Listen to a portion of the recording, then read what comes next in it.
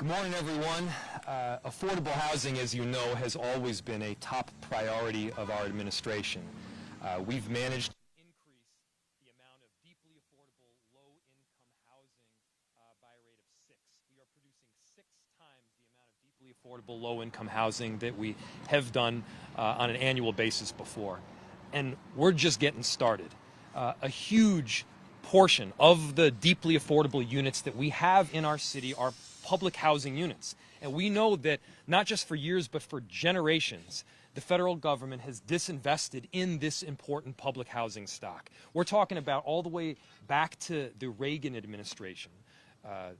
Administrations, both Democrat and Republican, have taken funding away and not replenished funding for important public housing units. Somebody needs to step up. And we at the city are in a place to do so. We're not going to be the last. We want to make sure that others follow suit. But the important investments that we're announcing today in advance of the budget, we want to set the tone for other jurisdictions to follow suit. And it's not like we're starting the work today. We've invested $320 million in affordable housing over the last several years. $5.8 million in the scattered site improvement, renovation, and production for Minneapolis Public Housing specifically. And as a matter of fact, right now we're standing just next to one of the scattered sites that we were able to dramatically improve. And I want you to take note of where we were and then where we are now. This used to be 2 duplexes, one on this lot and one on the other, that included 4 units in total, able to serve a maximum of 4 families. Those units were in pretty severe disrepair. So not only are we bringing these units up to code, not only are we bringing these units into making all the necessary improvements, but right now there are 12 units where there used to be just 4. That's adding to the public housing stock in the city. It's improving on some of the deferred maintenance that has been backlogged over a period of decades now. And I believe we're doing an important role that we have here at city government. So the announcement today, and it is indeed historic, and we've been talking about all sorts of historic investments that we've made over the last several years, and perhaps the word is overused. But I'll be the first to tell you that this partnership, this agreement that we have with Minneapolis Public Housing Authority is unprecedented in our city and is indeed historic. We are going to be investing 5 times the amount of ongoing funding in public housing that we previously were. That's the $1 million that we already had, plus an additional $4 million ongoing for production of new public housing units and preservations of already existing ones. This will help the Minneapolis Public Housing Authority attack some of the deferred maintenance that totals around $200 million. This will allow us to continue to make improvements just like this one, where we're transforming a couple parcels from just serving 4 families to now serving 12. Families in our public housing stock will benefit. People that are presently on a long line waiting to get public housing in our city will benefit, and we'll be able to reduce that line that now numbers in the thousands. And it's just the right thing to do. I want to tell you how hard Minneapolis Public Housing advocated for this money now over a couple of years. This was the result of countless conversations with the executive director, Abdi Warsami. This was really staunch advocacy from the leader from our Minneapolis Public Housing residents and Mary McGovern. This was a whole lot of negotiation and discussions with the chair of Minneapolis Public Housing Authority and Tom Hoke.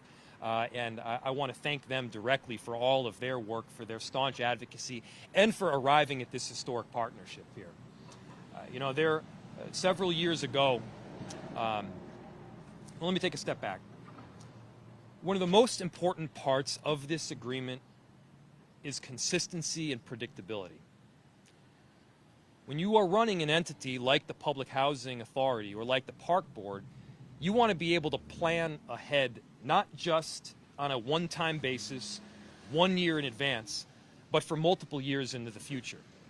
And when you're able to plan multiple years in the future and you know directly what is to come, you're better able to go out and raise additional monies. So this is not just about $5 million ongoing. This is about the tens of millions of dollars that this $5 million can ultimately leverage. That's going to help a lot of people in the city, a lot of people that deserve it. And so we're really committed to supporting and amplifying the good work that is happening here. And again, I mentioned this early on, we should not be the last investment in public housing. We should be the first. Earlier this year, we brought together a number of different jurisdictions, funders, philanthropic organizations, and elected officials to first acknowledge the significant deferred maintenance and the backlog that we presently had in our public housing stock, but second, to call on us all to act. This is us stepping up to do our part at the city of Minneapolis. We're going to be the first of many. And so we're asking other jurisdictions to follow suit, to help out. This is an issue that is worth fighting for, and I think one that we all need to be on board with. And I stay right next door in this house right here. That's right. You're one of them. I've seen you guys building this. That's right. Yeah, I stay right next, the house right there, I stay right next door. Thank you, sir. Well, the good news is you're going to get some new neighbors here pretty soon. And it's a good deal. Well, I can't wait for you and Abdi, your other neighbor over there, to meet him.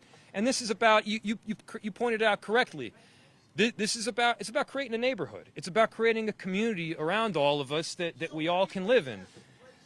That's right, so that every single person has a place to live. That's right. That's right. And so there's so many people that I want to thank. I want to thank the great work of our housing team, of our budget team, of Andrea Inouye, of Peter Ebnett, of Allie Peters here that have helped get this whole event up and running in many different forms. I want to thank Abdi Warsami, the Executive Director of Public Housing, and Tom Hoke, the Chair. I want to thank Mary McGovern for all of her staunch advocacy, and I want to thank our Director of Housing, Elfric Port, who's done such a tremendous job in figuring out how to get to yes and make a solution work through the city.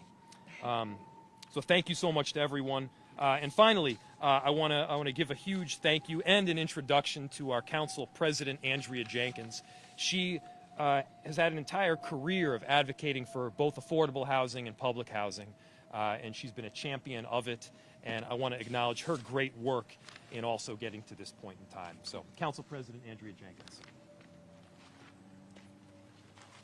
Thank you, Mayor Fry, and good morning, everyone. My name is Andrea Jenkins. I'm the president of the Minneapolis City Council, and I'm thrilled to be standing here today with the mayor and the president of MPHA and the board chair and our housing director and so many other people that have made this day possible. As the mayor mentioned, this is a historic investment in housing, but this also is a call to action for other governmental entities, including the federal government, which has been negligent in affordable housing as well as public housing, not only here in Minneapolis, but throughout the country. And so we're stepping up at the city of Minneapolis to preserve, to produce more public housing in this community. I have a large public housing facility in my ward, Horn Towers. This is going to help to renovate that space and bring it up to code, and those neighbors there have been really advocating strongly for support from the city, and this is our step towards doing that. You know, the city of Minneapolis is one of the leaders in affordable housing and addressing this really significant crisis in the city, in the country. And yesterday I was reading a Forbes article that places Minneapolis at the top of the list of holding down rental increases to 1%, of housing production, which is the main way to fight this battle. And yet, we see that really low income, disabled, black and brown communities are the ones who are suffering the most. And public housing is a remedy to that issue. And so I'm pleased to be here in front of this building, which, as the mayor noted, is transforming 4 units of housing into 12 units of family housing. And that's what we have to do all across the city. And this investment in public housing will allow us to do that. And so next, I want to just introduce the executive director.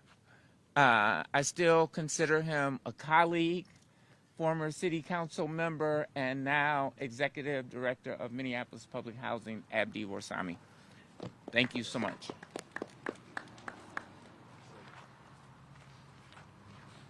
Thank you, Council President. Thank you, everyone, for joining us today to celebrate this historic announcement. My name is Abdi Warsami. I'm the Executive Director and CEO of the Minneapolis Public Housing Authority. MPHA serves around 26,000 people through our various programs, 83% of whom are black, 39% are children, and 21% are elderly. On behalf of all those that we serve, thank you, Mayor Fry, for your leadership in developing this new long-term funding agreement with MPHA. There's a great deal of talk, and a lot of people talk, about the importance of affordable housing in our community. But time and again, Mayor Fry is out here making real, tangible investments in affordable housing. Whether it's nearly $4 million to support rehab of MPHA's deeply affordable family housing, or directing $5.8 million of city funding to the agency's family housing expansion project, which we are standing in front of today, Mayor Fry is making the bold investments our city and region desperately needs. But today, Mayor Fry, alongside his colleagues on the City Council, are proposing to go even further by delivering MPHA $5 million in ongoing annual capital funding. That is 5 times, and I repeat, 5 times the city's current ongoing support of MPHA's preservation and production activities. Now let's put this in context. In 2022, MPHA received $20 million from HUD to support the agency's capital improvement work. For those of us who may not be mathematically inclined, that is a 25% increase in the annual capital funding for MPHA. In order for us to address the nearly $229 million in capital backlog. Historically, the agency receives from HUD around 10 cents for every dollar that we need to address our capital improvements. That means each year the agency is forced to choose Band-Aid options to triage leaky roofs, replace old drafty windows, or improve decades-old electrical and plumbing systems instead of taking a more comprehensive solution. Over time, this problem has compounded and created the agency's current capital backlog, which is estimated to be $229 million. And this problem is only going to get worse. In recent years, agency staff have pursued and maximized just about every single tool at our disposal. This includes seeking special budget permission from HUD to develop localized solutions, creating new public-private partnerships to leverage debt financing for major renovation projects, and pursuing one-time and ongoing financing from state and local governments. While MPHA has secured tens of millions of dollars through this process, it has not been enough.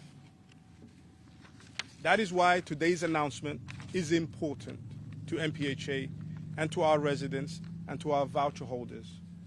In the coming years, MPHA will use this new money on a variety of high-priority capital improvements like high-rise ventilation and cooling systems, elevator modernizations, and enhancing resident community spaces. The agency will also use these tools to help finance major renovation projects that will preserve and improve hundreds of units while also affording the agency opportunities to add new, deeply affordable units. But beyond the magnitude of today's announcement, MPHA's preservation and production activities, this new money will deliver the agency's certainty, as the mayor said. Certainty the agency can use to leverage a variety of financial tools to make this funding go even further. And a certainty that the city of Minneapolis is committed to partnering with MPHA as the agency seeks to build new and expanded partnerships across our state and region to help house our city's most vulnerable population. So again, thank you to Mayor Fry for being a champion of affordable housing and public housing residents. I also thank everybody behind me, Chair Tom Hoke for helping us get to this point, President Mary McGovern for helping with the activities around our residents, to Alfred Port, our housing director at the city, and to Council Vice President Andrea Jenkins for her support and commitment to our public housing residents. I apologize, and I've been reprimanded. Council President Andrea Jenkins. My memory goes back to when we were colleagues, so my apology for that. So again, I thank you all our partners. Thank you everybody for coming today, and I'm excited to expand our partnerships with the city, and I cannot wait to see all the accomplishments that we will make together. And now I want to bring forward and introduce Tom Hoke, who's the president of our board and chair of our board, and who's helped us a great deal to get to this point. Welcome, Tom. Thank you. Thank you. Well, good morning, everyone. Thank you for being here. And I want to thank Mayor Fry and Council President Jenkins for their support for public housing.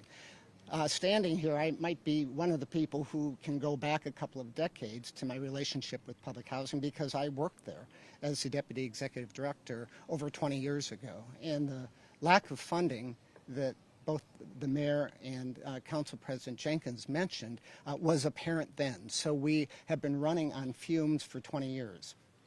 When we think about public housing, it's important to think about who lives there.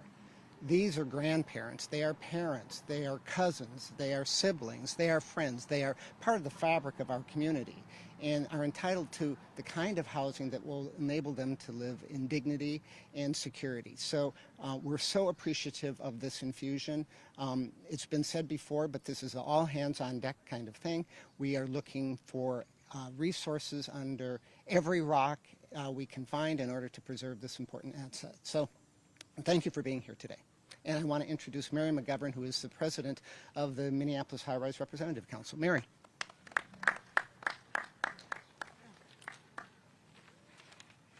Is it good morning or good afternoon yet? I do not know. So, I'm Mary McGovern. I'm president of the Minneapolis High Rise Representative Council.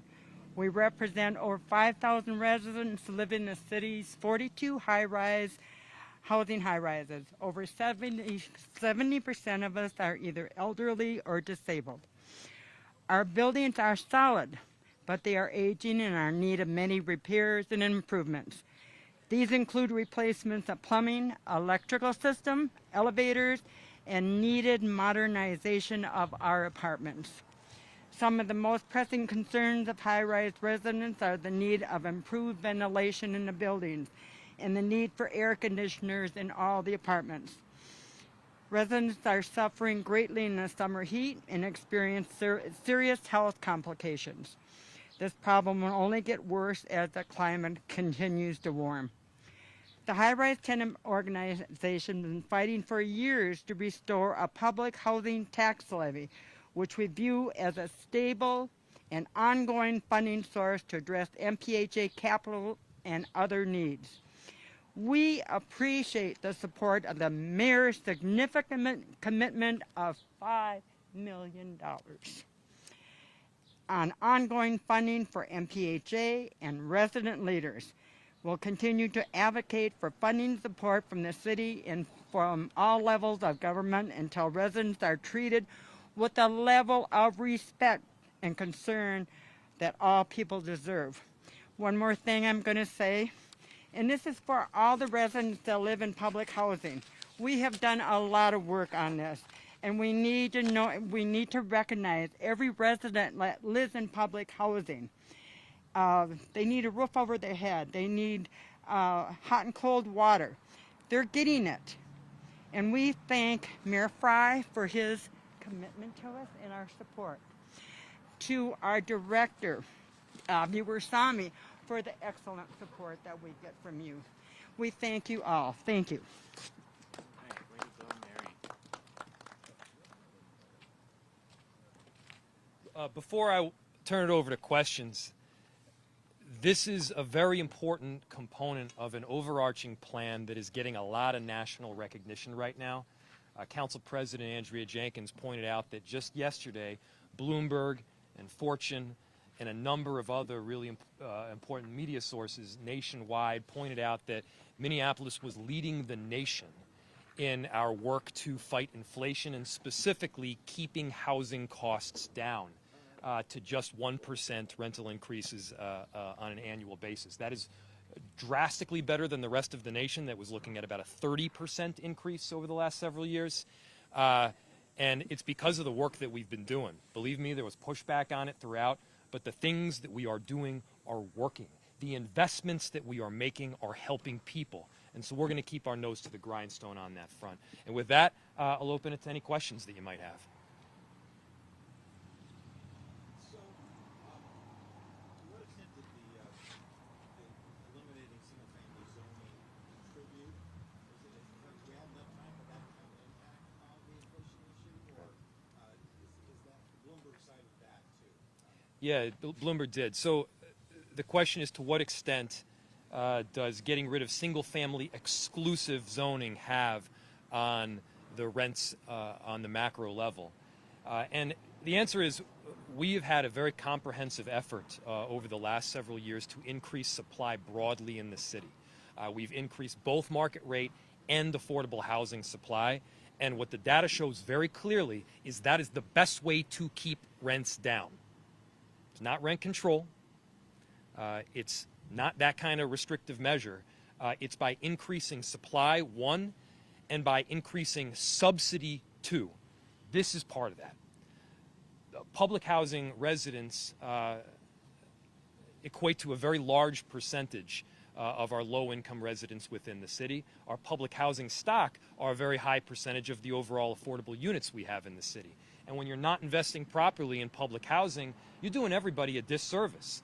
Not just the people who live here, but over time, these buildings will deteriorate. If you don't take care of them, they get even worse, and it's more costly then to upkeep. And so what we're doing here is stepping up in a big way. Now, normally you wouldn't hear this kind of announcement from me in advance of the budget address itself. The reason that we're here today is we got an agreement. We got an agreement that is long-standing. We got an agreement that public housing residents and leadership can count on, and it's one that's going to work for the long haul. The capital backlog, does that include the smoke alarm addition, the sprinklers, or is the sprinkler separate from your backlog?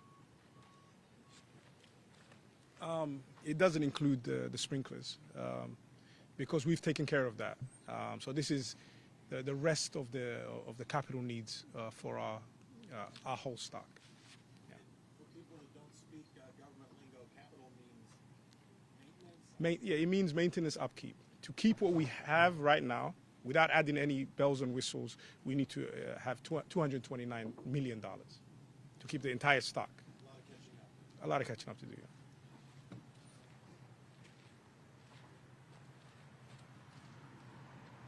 Householder, you mentioned leveraging.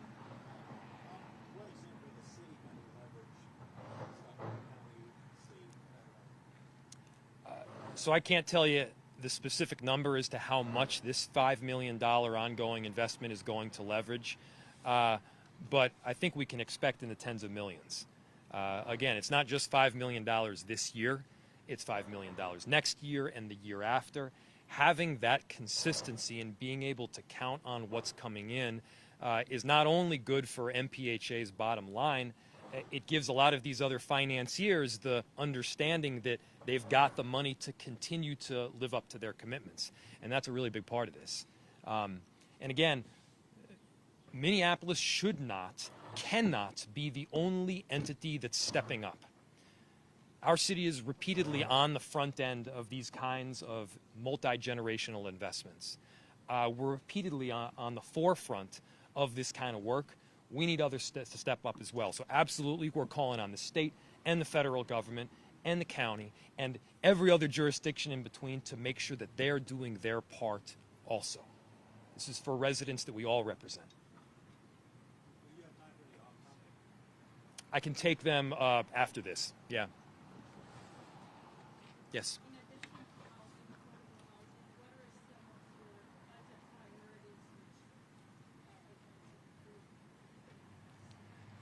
It's a fair and a good question, and the one that I'm not going to answer in full. You know, as I mentioned, this normally we wouldn't roll out this kind of thing in advance of our budget address. But this agreement was so important and indeed historic that we wanted to lay down a marker. You can expect, obviously, climate work. You can expect consent decree, which I've said in the past.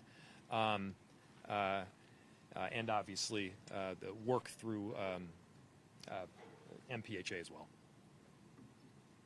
and many other areas. Yeah. All right. For members of the media and their speakers, our friends here have offered, if you want B-roll or pictures, a little tour of the bottom floor. If you want to go and grab videos and pictures of inside this building. Yep. And again, these were previously just 2 duplexes, and now 6 units apiece.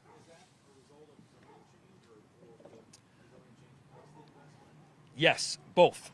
So it's the zoning change allowing for that what's called the missing middle amount of housing. So it's not like a 100-unit building. It's each of these are 6-unit buildings.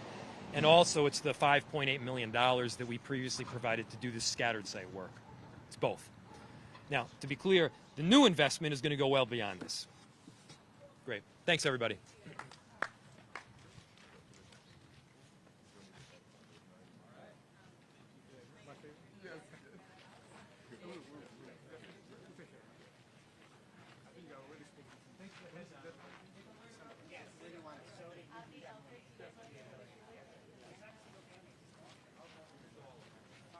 This one is in the middle. This one is really short. I'll bend down.